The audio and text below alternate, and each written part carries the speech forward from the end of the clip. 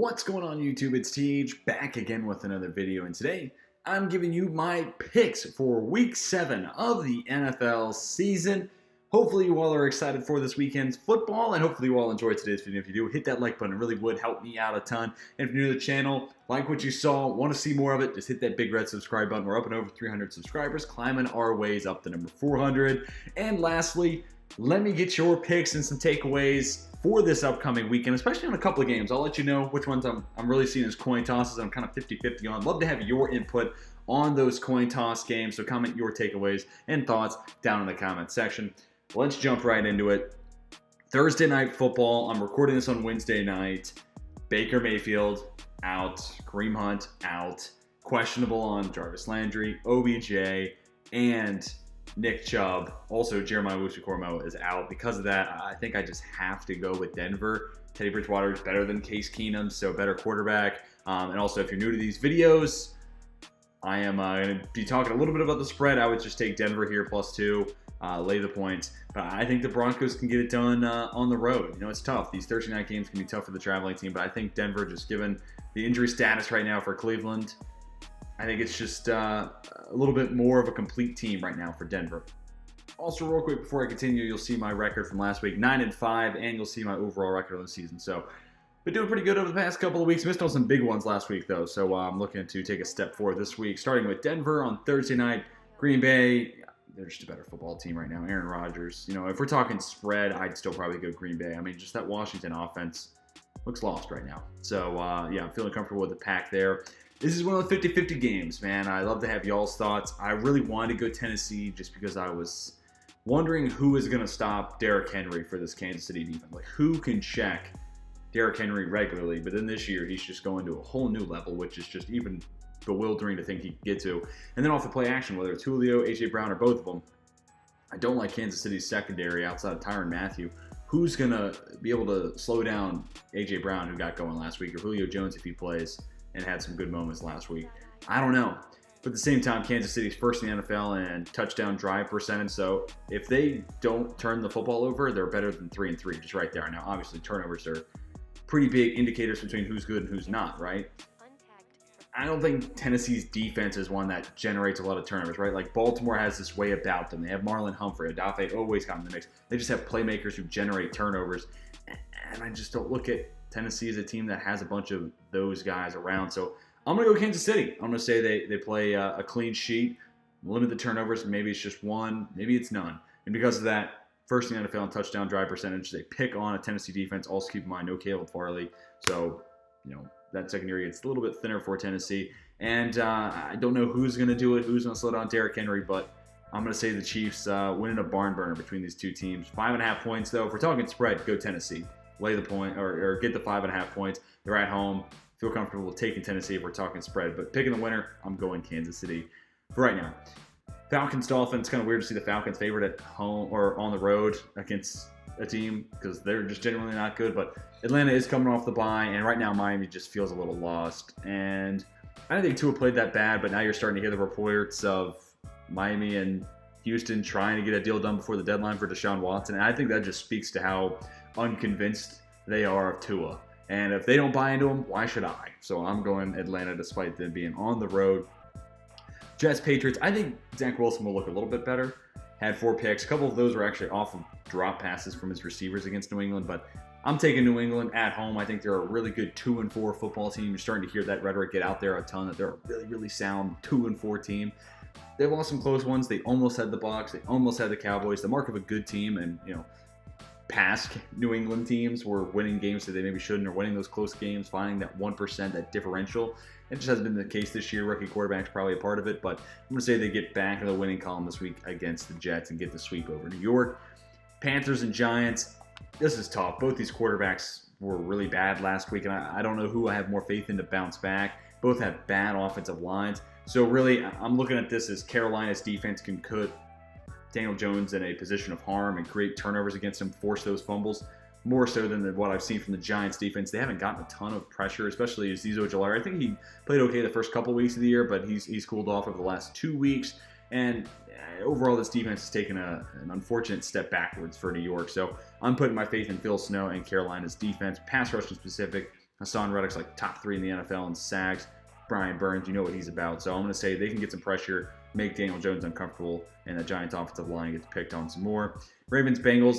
Hey, the Bengals are 4-2, and it's a nice story, but, there's a difference between, Thanksgiving not too far away, eating at the kids' table and eating at the adults, table. I think this is going to be the kind of wake-up call of the Bengals eating at the kids' table. Like, they beat up on Pittsburgh. They beat Pittsburgh, I should say. And, Pittsburgh just overall just isn't that good, right? They're squeaking out OT games against Geno Smith. They lost the Bears. Maybe that's one you want back, but it was in Chicago. But I think, I'm not trying to discredit the Bengals. They're 4-2, and, that's a good record. And they're ahead of schedule. But I think going up against one of the best teams in the AFC, currently the top seed in the AFC in Baltimore, I think this is going to be a bit of a wake-up call that they're a nice story, but they're not quite there yet. So give me the Ravens, especially at home. We saw how big of a factor that can be last week against the Chargers. Here's that other 50-50 game. I don't know what to think of this one. I feel like I need another road upset here. But even with Kansas City, they're favored 5.5 points. So is that really an upset over Tennessee? I don't know. Get Lane Johnson back. Credit to him for taking a break, focusing on his mental health. That's a really serious issue, and I'm glad he had the opportunity to take that sabbatical, if you will. I just don't know. I think the Raiders, in a lot of ways, are going to be that pretty good team that's just kind of up and down. In a lot of ways, the Raiders and Tennessee feel like those teams that could go out there and beat just about anybody when they're playing really good, but then also will just lose some weird ones. I mean, we'll see as the rhetoric continues to be written and the season goes on. I'm going to take Philadelphia. Say they generate enough pass rush, right? The Raiders' offensive line has not been good, especially in interior. I mean, this is a big game for Fletcher Cox. And if Philadelphia can create that pressure against Derek Carr, make him uncomfortable, that's a positive sign for it. And plus, you saw Nick Sirianni, I don't want to say give in, but lack for a better term, give in and give way to Miles Sanders and start feeding him the ball. And they started to inch their way back against Tampa Bay. Even though that game was dominated and it felt like a good Tampa Bay, they were in control from start to finish. It was one of those games where I use this as a broadcaster all the time where, it's a 6-point win with an exclamation point on it. It never really felt as close as a 6-point game might feel. And then there's other games that's like, oh, wow, they won by, 15. That's kind of weird. It didn't feel that big of a blowout. I guess it kind of got exaggerated towards the end. That's 15 with a question mark. Anybody cares about my broadcast terminology, what I say in games. But that was a 6-point with an exclamation point at the end win for Tampa Bay. But Philadelphia started to figure it out, right? Miles Sanders started to get the ball more in the second half, and I think you're going to see more of that, and Jalen Hurts using his legs against the Raiders, who, they've had a pretty good pass rush this year, helps get Lane Johnson back for Philly, but the Raiders are still not great against the run. I think Philadelphia might be able to pick on them and come away with a road win, but I don't know. I'm really split on this, so seriously, give me your opinions down in the comment section. Rams, Lions, won't draw it on too much. The Rams are just a better team. If we're talking spread, I don't know, the Rams, I don't know, the Lions are kind of scrappy. They might be able to cover 14.5. Do they lose by 2 touchdowns or less? I don't know. If we're talking spread, maybe I'd go Detroit, but outright, yeah, definitely going the Rams. Same could be said about the Cardinals. 17.5 points, I don't know. The difference is, as much as I don't like Jared Goff, he's just better than Davis Mills, right? So outside of that insane 3-touchdown showing against New England, which was just the absolute last thing we could have expected going into that week, it just hasn't looked pretty for Mills. And this kind of gives me the vibes of when Houston played Buffalo, and that's where it was around 2 touchdowns, maybe a little bit more by the closing line. And then it still just didn't feel like a big enough spread for Buffalo, and this kind of gives me that same vibe here. So I'm definitely taking the Cardinals for the spread and outright. Bucks and Bears, 12.5 points. I'm taking the Bucks to win. 12.5 points is interesting.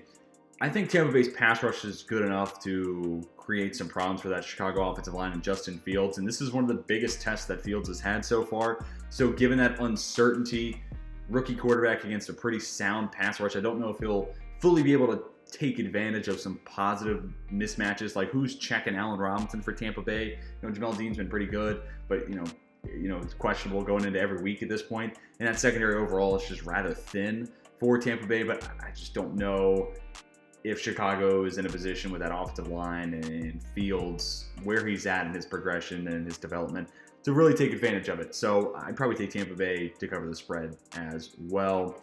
Colts and 49ers. Man, this one's tough. I'm really excited to see Frank Reich, Kyle Shanahan. Just for the play calling and the offensive philosophies alone, this is a Sunday night game I've been looking forward to for a long time now. If you go back to my preseason videos highlighting both these teams, or my preseason predictions going down the schedule for every team, I talk about this game a ton because I was really looking forward to it. I'll take San Francisco partially because they're at home. It looks like it's going to be Jimmy G instead of Trey Lance. Trey Lance is going to be out. I think this team could be better, has a higher ceiling for sure with Lance, but the floor is definitely raised.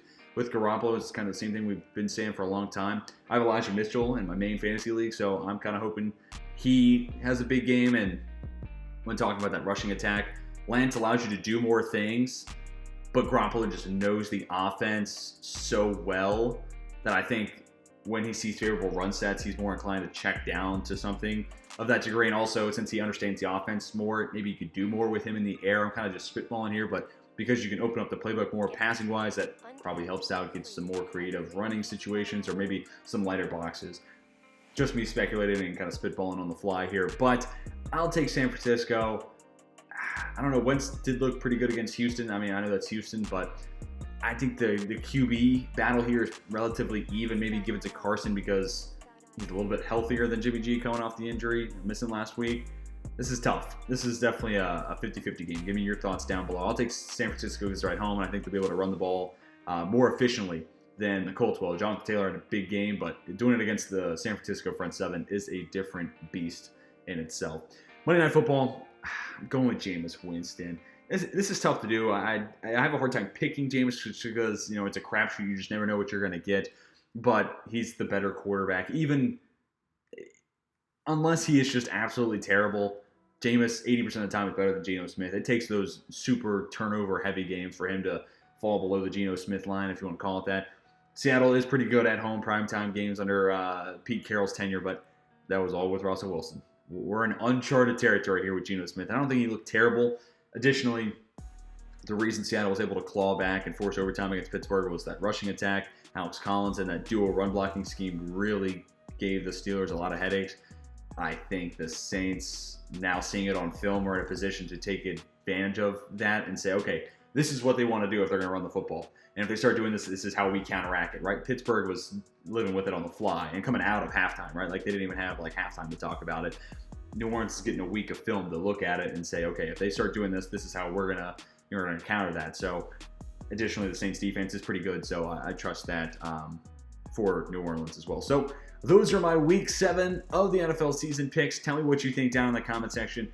Which games do you think I'm right on? Which ones do you think I got wrong? And seriously, give me your opinion on those 50-50 games where I'm not entirely sure about what I should think for those contests. Love to have your thoughts down in the comment section. Hopefully you all enjoyed today's video. If you did, hit that like button. It really would help me and my channel out a ton. And if new to the channel, hey, hit that big red subscribe button. Check out more of my videos coming to you very soon. That's going to do it for today's video. Hope you all have a fantastic rest of your day. And until next time, my name is Tej, and I'm signing off.